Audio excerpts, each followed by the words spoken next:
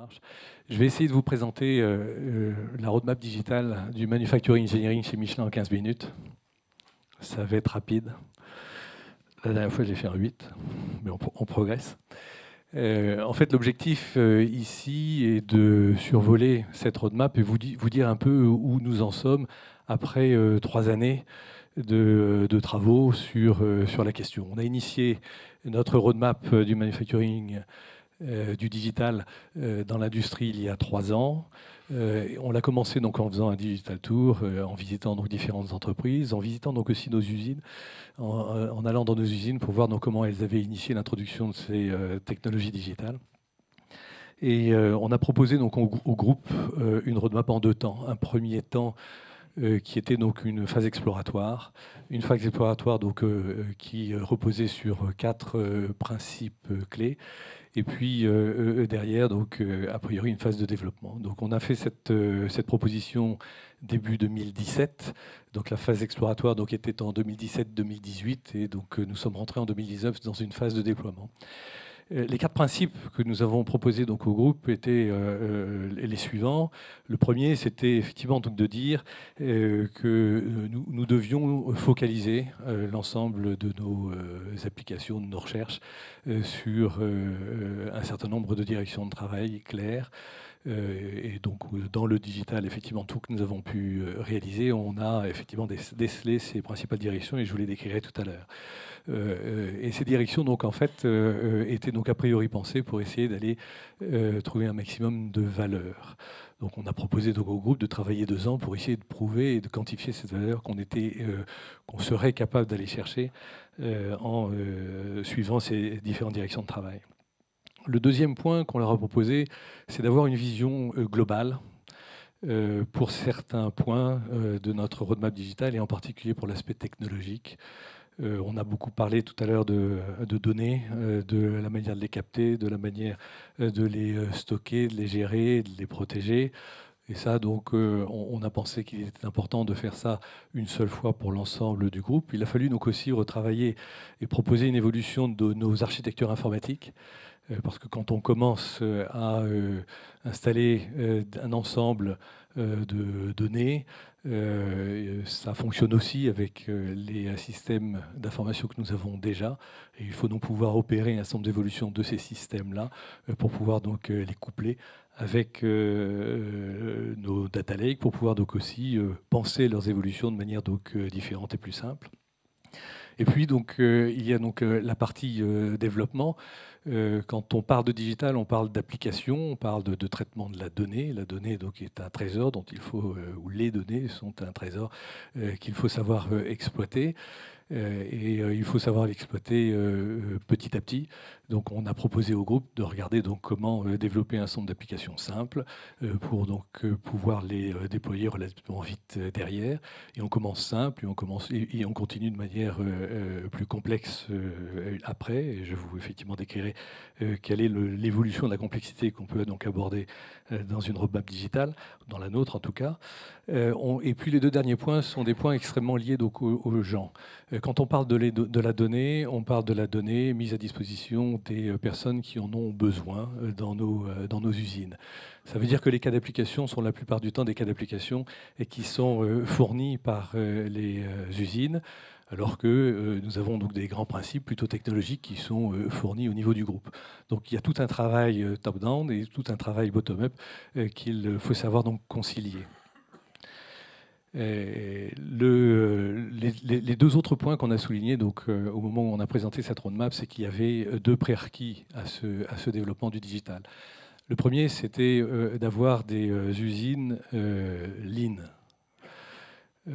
Lorsqu'on veut développer l'exploitation de la donnée, lorsqu'on veut accélérer les opérations dans les usines en utilisant ces données, il vaut mieux donc avoir relativement peu de tâches sans valeur ajoutée, parce que ça devient de plus en plus difficile lorsqu'effectivement donc on arrive à aller plus vite dans quelque chose de pas forcément très bien organisé.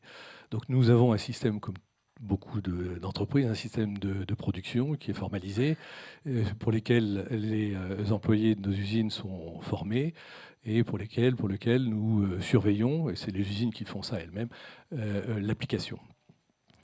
Et le deuxième prérequis, c'était le développement de la responsabilisation dans nos usines. La donnée est à mettre à disposition des personnes, quand il le faut, là où il le faut. Et si les personnes ne sont pas capables d'utiliser ces données, d'exploiter donc à la fois la donnée ou même des analyses de ces données, on ne va pas forcément donc retirer toute la valeur qu'on pourrait avoir avec l'introduction de ces technologies digitales. Donc, nous avons depuis plusieurs années développé la responsabilisation de nos équipes industrielles. Nous n'avons plus les week-ends ni la nuit d'encadrement dans nos usines. Les opérateurs et les équipes sont parfaitement donc autonomes. Et les équipes de management sont là plutôt pour essayer d'accroître l'autonomie de nos équipes opérationnelles, pour essayer de lever tous les obstacles qui nous empêcheraient d'aller encore plus vite que ce que nous faisons aujourd'hui. Donc voilà ce que nous avons proposé au groupe. Et en 2017, on a commencé à travailler sur nos systèmes d'information, à travailler sur le change management qu'il fallait opérer donc à l'intérieur de nos usines, et puis donc à travailler dans les 5 directions que vous allez voir apparaître ici pour comprendre et mesurer la valeur qu'il pouvait y avoir à mieux utiliser nos assets, à mieux faire bon du premier coup, à garantir des flux lean dans nos usines et à faciliter le travail de nos opérateurs. Vous voyez donc plusieurs couches sur ce schéma. La première est une couche de fondation. C'est une couche technologique liée donc à l'architecture informatique à mettre en place dans nos usines. On parle d'installation de data lake pour l'ensemble des données donc, prises en temps réel. On parle aussi de la connexion de ces data lakes avec nos systèmes d'information pour pouvoir assurer toute la généalogie donc, entre ces différentes données. On parle bien sûr de la manière dont on protège ces données. Les cibles, on a tous probablement été confrontés ces dernières années à des attaques de nos systèmes d'information. La protection de ces systèmes est clé. Et quand on développe le digital, quand on développe les portes d'entrée donc, sur nos réseaux, on peut se rendre plus vulnérable. Donc cette couche informatique, il a fallu effectivement donc la construire. Et nous sommes donc aujourd'hui en phase de déploiement à la fois de nos data lakes dans l'ensemble de nos usines et de connexion de ces data lakes avec les systèmes informatiques que nous avons déjà, sachant que nous savons qu'il faudra faire évoluer ces systèmes différemment qu'auparavant. La deuxième couche, qui prend les 4 colonnes que vous avez sur la gauche, est une couche qui finalement donc, consiste à automatiser la prise de la donnée. On donne la donnée à qui il le faut, au moment où il le faut, à l'endroit où il le faut. Et après, effectivement, donc, vous avez dans les différentes directions, donc ici, l'utilisation de cette donnée. C'est d'abord des utilisations simples. Si on prend le flux, par exemple, vous avez donc ici des mesures tout à fait simples de nos stocks. Et puis, donc, on va utiliser ces données pour organiser et planifier nos usines. Et puis, vous allez donc ensuite utiliser donc l'ensemble de ces données pour pouvoir donc fabriquer des jumeaux numériques qui nous permettent de simuler le fonctionnement d'une usine. Vous avez donc la dernière colonne qui est un peu spécifique parce que, en fait, avec l'évolution des technologies, on sait donc aussi que nous sommes capables d'améliorer l'automatisation dans nos usines. On a parlé de cobotisation, on a parlé d'AGV, on a parlé aussi d'une possibilité d'aller prendre des données par des systèmes de vision et de les traiter par différents logiciels derrière, ce qui nous ouvre des voies de progrès relativement donc importantes dans l'ensemble de nos usines.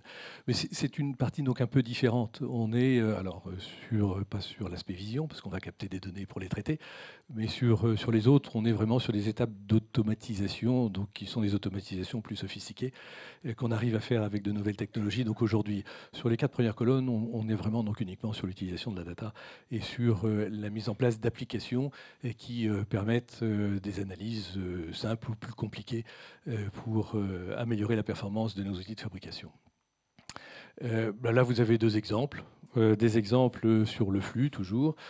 où vous voyez qu'on est capable de connecter l'ensemble des données nécessaires à organiser les flux dans une usine, capable effectivement de rendre les équipes qui réalisent les opérations de fabrication donc autonomes et d'éviter toutes les phases intermédiaires de supervision qui n'ont pas forcément donc une grande valeur ajoutée sur l'ensemble de flux. Donc on a de la chance, vous voyez, donc l'état des machines cette journée-là était bien verte. C'est pas forcément toujours pareil. Et puis vous avez donc ici l'autre exemple qui est l'exemple du jumeau numérique.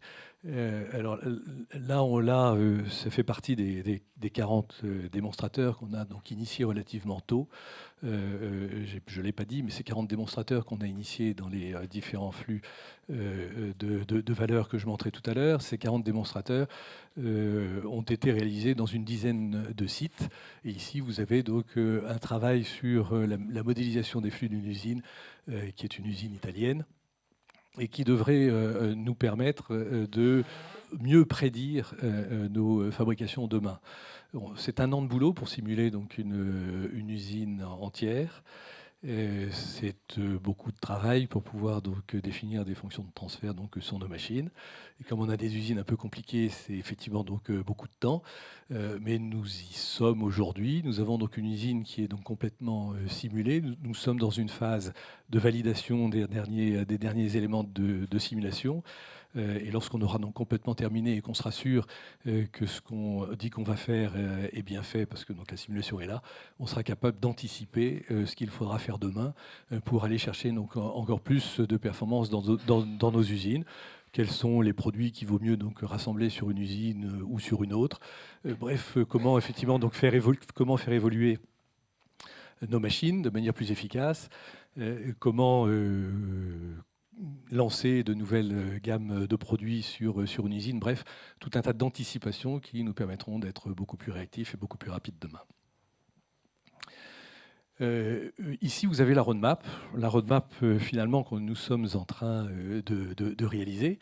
Donc, au point de départ, donc après l'ensemble des démonstrateurs, après effectivement avoir défini ce que nous voulions faire donc au niveau informatique, on a commencé donc à développer des applications simples.